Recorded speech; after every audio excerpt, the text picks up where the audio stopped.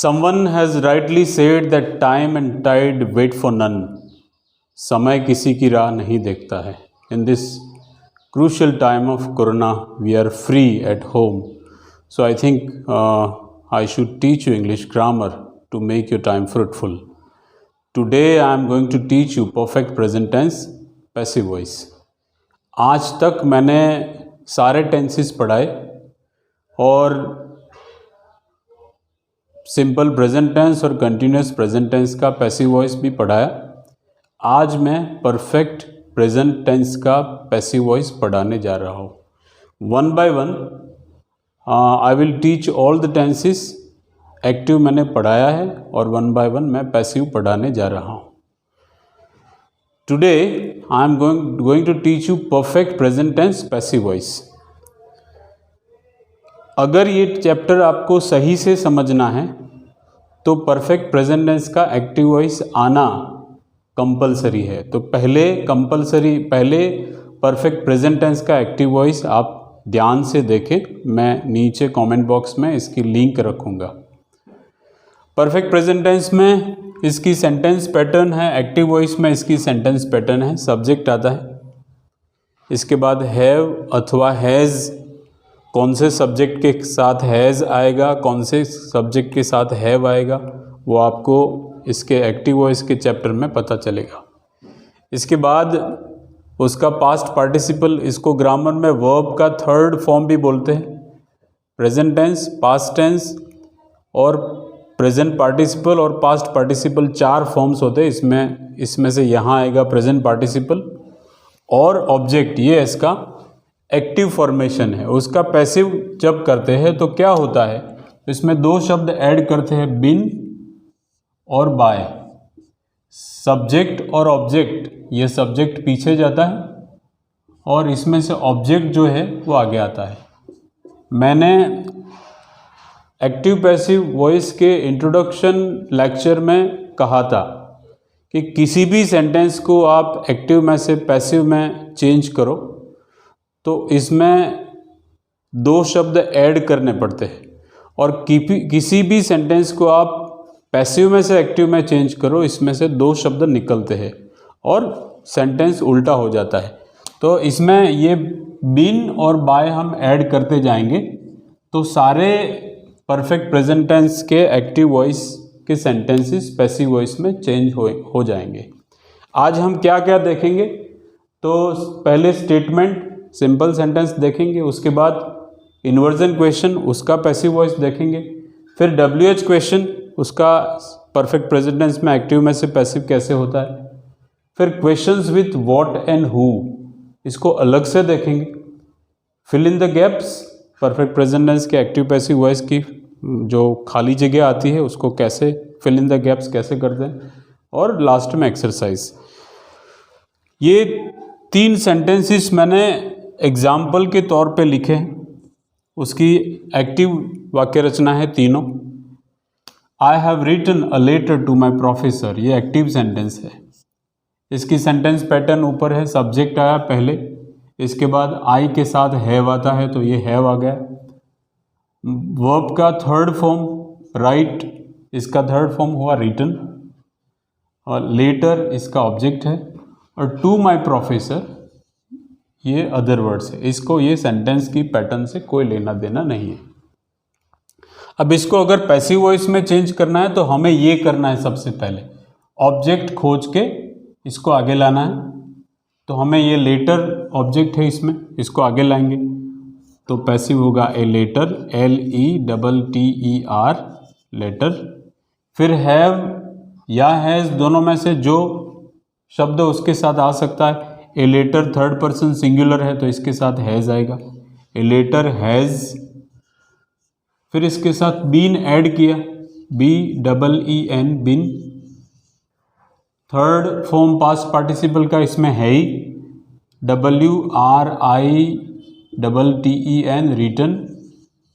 फिर एक शब्द ऐड किया बाय, आगे आई है तो आई का होगा me. A letter has been written by me to my professor, ये शब्द वैसे ही पीछे जुड़ जाएंगे. तो ये इसका एक्टिव था, इसका पैसिव हुआ. क्या किया हमने, ए लेटर आगे आया, बाय मी पीछे गया, बाय ऐड किया हमने, हैव या हैज़ तो था ही, सिर्फ ये ध्यान में रखना है कि आई के साथ हैव था, लेटर के साथ हैज़ आएगा। Written, perfect present, perfect past, perfect future, तीनों टेंसेस में इजी बात यह है कि इसमें पास्ट पार्टिसिपल होता ही है, हमें सिर्फ ऐड करना है बिन। तो हैज़ रिटन के बजाय हैज़ बिन रिटन, रिटन तो था ही, तो एक्टिव वॉइस हुआ। I have written a letter, मैंने पत्र लिखा। A letter has been written by me, मेरे द्वारा लेटर लिखा गया। इसका मीनिंग एक ही है, सिर्फ उसकी पैटर्न अलग है। दूसरा सेंटेंस है he has paid the tax, इसमें ही सब्जेक्ट है, द टैक्स ऑब्जेक्ट है, टैक्स को आगे लाएंगे, ही को पीछे ले जाके बाय हिम करेंगे, और हैज़ पेड का होगा हैज़ बिन पेड। तो इसका जवाब होगा the tax has been paid by him, the tax has been PAID paid by him. ध्यान में ये रखना है कि किसी भी एक्टिव वॉइस में आगे सब्जेक्ट आई होगा तो इसका मी हो जाएगा, वी होगा तो इसका अस हो जाएगा, अगर यू है तो यू ही रहेगा, ही होगा तो इसका हिम हो जाएगा, शी का हर होता है, दे का देम होता है, और अगर कोई नाम है, मानो ही की जगह Satyajit has paid the tax होता तो बाय सत्यजीत पीछे आता, the tax has been paid by Satyajit. ये पहला सेंटेंस एग्जाम्पल था, ये दूसरा सेंटेंस, ये एक्टिव से पैसिव हमने चेंज किया, और ये तीसरा ये एक्टिव है। आई have already seen this movie, ये ऑलरेडी शब्द क्या है, तो आप परफेक्ट प्रेजेंट टेंस का एक्टिव पैसिव वॉइस का चैप्टर देखेंगे तो आपको पता चलेगा कि हर टेंसेस में जो मैंने चैप्टर्स चलाया इसमें कीवर्ड्स दिए गए हैं। तो परफेक्ट प्रेजेंट टेंस में कभी कभी समय दर्शाने के लिए, समय बताने के लिए ऑलरेडी, जस्ट, एवर, नेवर ऐसे शब्द आते हैं, तो ये ऑलरेडी शब्द कीवर्ड है जो परफेक्ट प्रेजेंट टेंस इंडिकेट करता है। आई सब्जेक्ट है, दिस मूवी ऑब्जेक्ट है। अब इसको पैसिव करने के लिए सबसे पहला आई को पीछे ले जाएंगे, दिस मूवी को आगे लाएंगे, this movie THIS, this MOVIE, this movie. Have already scene, तो मूवी के साथ हैव के बजाय हैज़ आएगा, हैज़। ऑलरेडी यहाँ ही रहेगा, ALREADY, वो शब्द वही का वही गए। पास्ट पार्टिसिकल के एग्जैक्ट आगे हम बीन ऐड करेंगे, BEEN, been, SEEN, seen, I है तो होगा बाय मी। एक्टिव था, I have already seen this movie, इसका पैसिव हुआ this movie has already been seen by me. अभी हमने स्टेटमेंट्स देखे, अब हम इन्वर्जन क्वेश्चंस देखेंगे। जिस प्रश्न वाक्य का जवाब आइदर यस और नो में आता है उसको हम इन्वर्जन क्वेश्चंस बोलते हैं ग्रामर में। इसमें सिर्फ सब्जेक्ट और हेल्पिंग वर्ब आगे पीछे होता है। For example, has she paid the bill, इसमें अगर शी आगे होता और हैज़ पीछे होता तो एक क्वेश्चन मार्क नहीं आता और ये स्टेटमेंट होता she has paid the bill. इसके बजाय has she paid the bill, ये इसका इन्वर्जन क्वेश्चन हुआ। इसका अगर पैसिव वॉइस करना है तो हमें और कुछ ध्यान में नहीं रखना है, हेल्पिंग वर्ब जहाँ है सेंटेंस में वहाँ रहेगा, सिर्फ हैव का कभी कभी हैज़ होगा या हैज़ ही रहेगा। ये ऑब्जेक्ट पर डिपेंड करता है, ऑब्जेक्ट कौन सा है इस पर। यहाँ बिल के साथ हैज़ आएगा तो ये एक्टिव वॉइस है।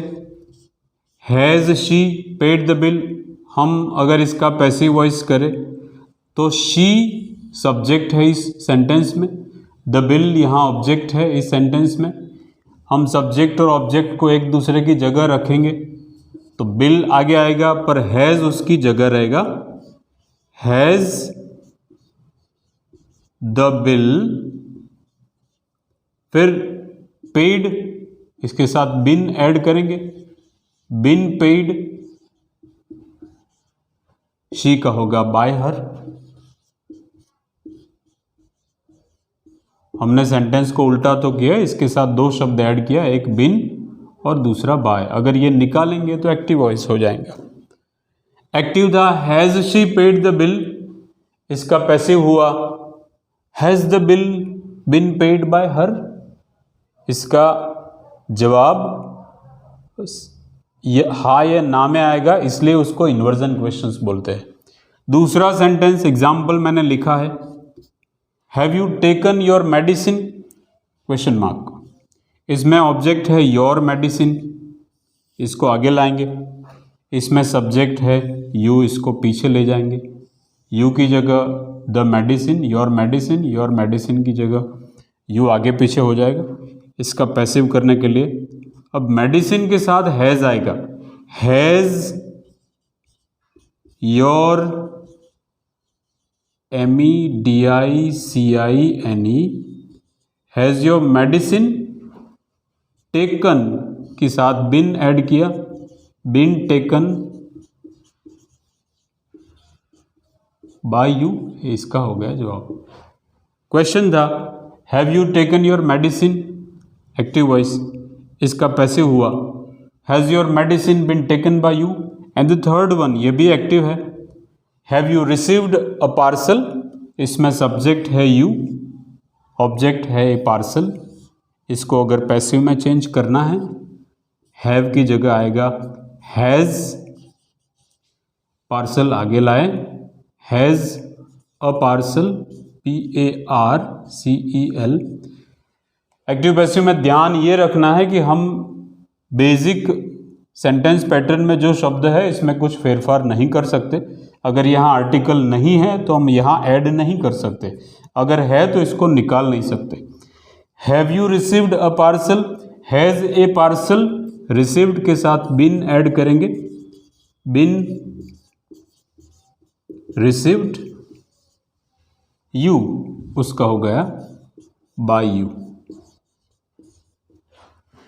क्वेश्चन था active voice, have you received a parcel, उसका पैसिव हुआ has a parcel been received by you. Statements का एक्टिव पैसिव कैसे होगा हमने समझा। इसके बाद इन्वर्जन क्वेश्चंस। अब WH questions and questions with what and who, ये समझना है। ये सारे क्वेश्चन वर्ड है who, whom, whose, where, when, why, which, how, who and what। इसमें से ये जहाँ who आता है वहाँ सब्जेक्ट नहीं होता है, उस सेंटेंस में सब्जेक्ट नहीं होता है, और जहाँ what आता है वहाँ उस सेंटेंस में ऑब्जेक्ट नहीं आता है। इसके अलावा बाकी के सारे WH questions whom, whose, where, when, why, which, how, इसमें इन्वर्जन क्वेश्चन का अगर आपको पैसिव आता है तो ये आएगा ही आएगा। फॉर एग्जाम्पल ये पहला है why haven't you finished homework, इसमें वाई होगा या नहीं होगा, इसकी सेंटेंस पैटर्न में कोई चेंज नहीं होगा। Haven't you finished your homework, इसके बजाय why haven't you finished homework, इसका पैसिव ऐसा ही रहेगा, वाई की जगह वाई रहेगा, WHY। ये एक्टिव वॉइस है, इसका पैसिव करना है हैवंट यू फिनिश्ड होमवर्क, इसमें होमवर्क ऑब्जेक्ट है और यू सब्जेक्ट है, उसको एक दूसरे की जगह लाएंगे। हैवंट का क्या होगा, होमवर्क है तो होमवर्क के साथ हैजंट हो जाएगा, why hasn't homework been finished, FINISHED finished, you का होगा बाय यू। ये हो गया इसका passive.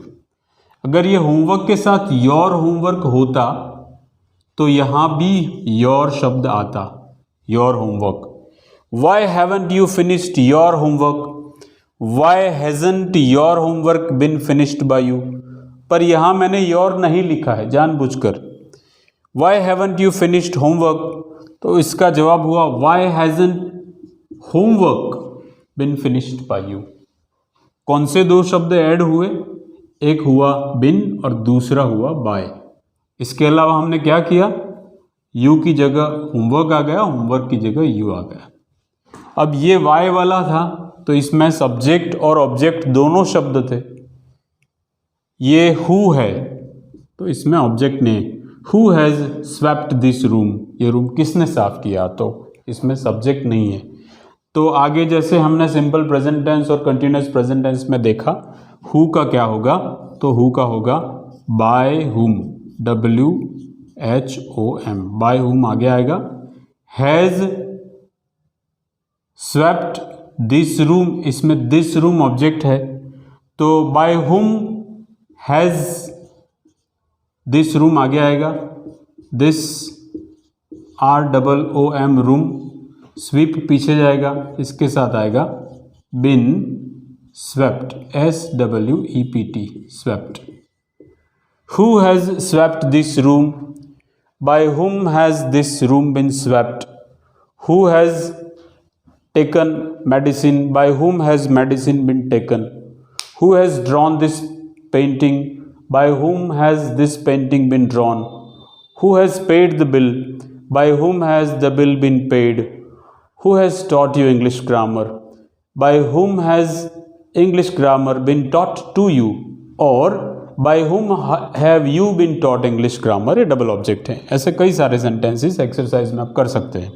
And the last one, What have you done today, इसमें सब्जेक्ट है you पर ऑब्जेक्ट नहीं है, तो उसका पैसिव वॉइस जैसे हमने simple present continuous present tense में समझा, What have you done homework, इसका ऐसे पैसिव वॉइस होगा, what की जगह what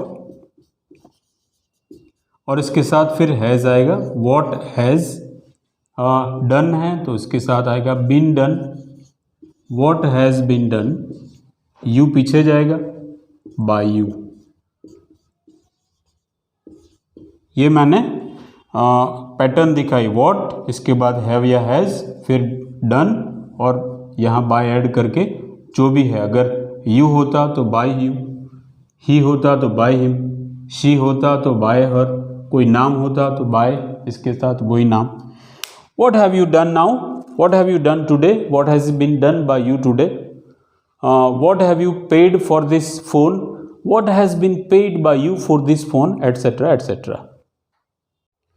कभी कभी ये active passive voice any tenses, कोई भी tense fill in the blanks में भी पूछा जाता है, तो इसके लिए आपको इसके कीवर्ड समझने हैं। पहले तो फिल इन द ब्लैंक्स में ये समझना होगा कि ये कौन से टेंस की है, तो इसमें टेंसेस इंडिकेट करते शब्द होने चाहिए, तो ये पहला जस्ट है, दूसरा भी जस्ट है, तीसरा ऑलरेडी है, चौथे में भी ऑलरेडी है, तो ये चारों सेंटेंस परफेक्ट प्रेजेंट टेंस के हैं। हालांकि मैं अभी परफेक्ट प्रेजेंट टेंस पढ़ा रहा हूँ, इसलिए चारों सेंटेंसेस परफेक्ट प्रेजेंट टेंस के हैं, पर आप सारे 12 टेंसेस पढ़ेंगे तो इसमें हर एक में अलग अलग है। दूसरी बात, किसी भी फिल इन द ब्लैंक्स में अगर आपको वर्ब फॉर्म्स की ये फिल इन द ब्लैंक्स है तो ये समझना होगा कि एक्टिव है कि पैसिव। तो अगर सब्जेक्ट आगे है तो एक्टिव, ये सब्जेक्ट है आई तो एक्टिव है, इसमें बिल है तो ये पैसिव है। तो क्या फ़र्क है इन दोनों में, इसमें आगे सब्जेक्ट है एक्टिव है, इसमें आगे ऑब्जेक्ट है पैसिव है। जस्ट या ऑलरेडी शब्द टेंस इंडिकेट करता है, और फिल इन द ब्लैंक्स में ब्लैंक की आगे का सब्जेक्ट या ऑब्जेक्ट ये एक्टिव या पैसिव इंडिकेट करता है। तो इसमें जवाब आएगा, इनटू ब्रैकेट है टू पे, तो परफेक्ट प्रेजेंट टेंस का पैसिव होगा I have just paid, PAID, the bill.